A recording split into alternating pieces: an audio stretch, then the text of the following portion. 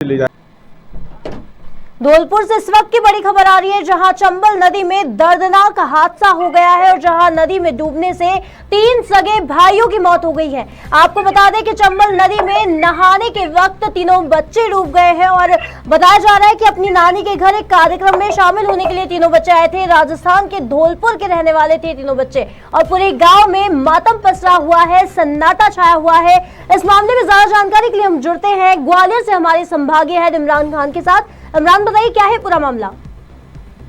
बिल्कुल भावना, देखिए ग्वालियर को देखिए अपना धौलपुर राजस्थान के चंबल नदी के किनारे बसे गांव राजघाट में अपने नानी के घर 3 सगे भाई चंबल नदी में नहाने के लिए गए हुए थे। नानी के उसके कोई निजी कार्यक्रम में नानी के आए हुए थे और वो पिछले 7 दिन से नानी के यहाँ रह रहे थे। तो रोज की तरह नहाने के लिए कल, यानी कि अगर बात करूँ तो कल रविवार को भी वो दोपहर 2 बजे के करीब अपनी नानी के घर से और चंबल नदी में नहाने के लिए तीनों सगे भाई निकले और वहां पर नहाने के लिए गए। तो वहां पर जब वो तीनों बच्चे लौटकर न आए देर शाम को 5 से 6 बजे के आसपास, तो जब नाना नानी को इस बात की सूचना लगी कि तीनों बच्चे रोज की तरह नहाने के लिए गए हैं और अभी तक लौट के नहीं आए, तो उनके परिजन मतलब नाना नानी और मामा मामू उनके नदी पर पहुंचे। तो वहां पर उनकी जो शिनाख्त हो सकी थी वो कपड़े उतरे रखे थे नदी के घाट पर और उसके बाद में उनको देखा गया कि आखिर के बच्चे गए कहाँ हैं। तो लोकल पुलिस की राजघाट कोतवाली को वहां पर सूचना दी गई और सूचना देने के बाद पुलिस मौके पर पहुंची। पुलिस मौके पर पहुंचने के बाद गोताखोरों को बुलाया गया। गोताखोरों को बुलाने के बाद जब वहां पर जो गोताखोरों के द्वारा 3 घंटे इसका रेस्क्यू ऑपरेशन जारी रखा, यानी कि देर रात तीनों बच्चों जो थे सगे भाई उनके सब देर रात को निकाले गए।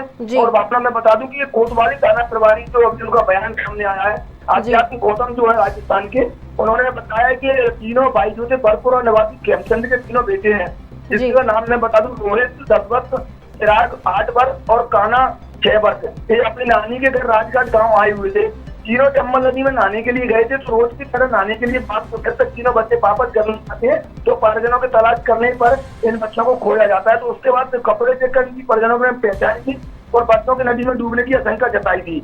हालांकि पुलिस को सूचना दे दी गई थी, लेकिन इस बात पर पुलिस ने रेस्क्यू ऑपरेशन जब जारी किया तो चिराग और ये तीनों रोहित और एक और भाई का तीनों का छात्रों का वहां पर सब मिला और सब मिलने के बाद आसपास के क्षेत्र और गाँव में एक शोक का माहौल पैदा हो गया। भाई में अपना एक बड़ी बात बता दी, तीनों जो सगे भाई थे इनके पिताजी का बयान भी एक सामने आया। जो ट्रक चालक है खेमचंद, उन्होंने बताया कि 5 बेटियां मेरे पे हुई थी। सबसे पहले 5 बेटियों के बाद मैंने काफी मशक्कत से मन्नत मांगी थी, कई देवी देवताओं के मैंने मन्नत मांगी थी। उसके बाद मेरे को भगवान ने 3 बेटे दिए थे और आज मेरे घर के तीनों चिराग बुझ गए हैं, मेरे पास कुछ भी नहीं बचा। इससे पहले एक बेटी इसकी और सड़क दुर्घटना में मौत हो गई थी। तो कहीं ना कहीं एक दुखद खबर यह है कि 3 बेटे जो कि काफी मन्नत 5 बेटियों के बाद पैदा हुए थे और भगवान ने उन तीनों बेटों को एक साथ ही उनकी मौत होने से कहीं ना कहीं पूरे गांव में एक शोक की लहर है।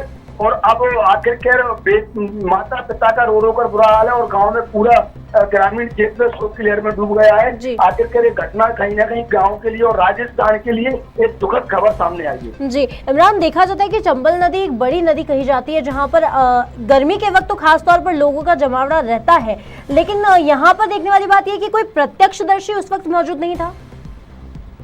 बिल्कुल भावना, देखिए वहां पर जब ये नहाने के लिए गए हुए थे तो ये जो राजघाट है गांव, उसका जो घाट पड़ता है तो कहीं ना कहीं दोपहरी का समय हुआ था और 2 बज रहे थे। उस समय दोपहरी में गर्मी का टेम्परेचर जो है वो 45 से 46 राजस्थान में जा रहा है इस समय। तो कहीं ना कहीं दोपहरी के कारण हो सकता है वहां पर कोई प्रत्यक्षदर्शी हो या कोई नहाने के लिए ना गया हो या आसपास कोई नहीं हो या कोई ऐसी सुनसान जगह पर तीनों बच्चे पहुंच गए हो जहाँ किसी की नजर ना पड़ी हो। हालांकि रोजाना की तरह पहले भी 2-4 बार गए नदी में नहाने के लिए और नहाकर आ जाते थे वापस, लेकिन कल जब ये नहाने के लिए गए तो वापस नहीं आए। तो 2 बजे के बाद 3 घंटे बाद जब घर वालों को पता पड़ा इनके नाना नानी को कि बच्चे गए हुए और अभी तक लौट के नहीं आए, तो उसके बाद वहां पर पहुंचे हैं। और सवाल ये भी खड़ा होता है कि जो चंबल नदी जो है वो बहुत बड़ी नदी है, हालांकि उस पर नदी पर प्रशासन के द्वारा कोई भी सुरक्षा के इंतजाम नहीं किए गए। हालांकि अगर मैं इसी वर्ष की बात करूं तो इस नदी में करीब 1 दर्जन से अधिक मौतें डूबकर हो चुकी हैं। उसके बाद भी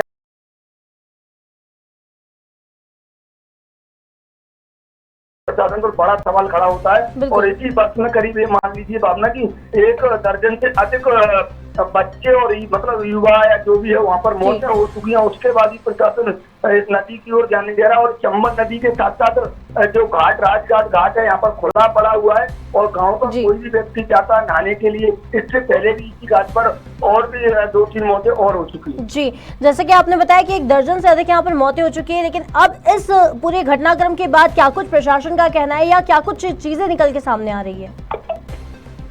देखिए भावना, जब ऐसी घटनाएं घटित हो जाती हैं तो उसके बाद प्रशासन अनंत पनन में वहाँ पर व्यवस्थाएं कर देता है, डेरा लगा देता है और वो व्यवस्था केवल 1 महीने और 2 महीने के लिए रहती है और पूरी चौकसी वहाँ पर बढ़ा दी जाती है। लेकिन सवाल सबसे बड़ा ये खड़ा होता है कि आखिरकार ऐसी व्यवस्था क्यों कि 1 महीने और 2 महीने के लिए वहाँ पर पुख्ता व्यवस्था क्यों नहीं कर दी जाती प्रशासन के द्वारा, जब इतनी घटनाएं घटित होती हैं। चंबल नदी एक सबसे बड़ी नदी है और 2 राज्यों को, राजस्थान और मध्य प्रदेश को जोड़ती है और एक बॉर्डर भी है।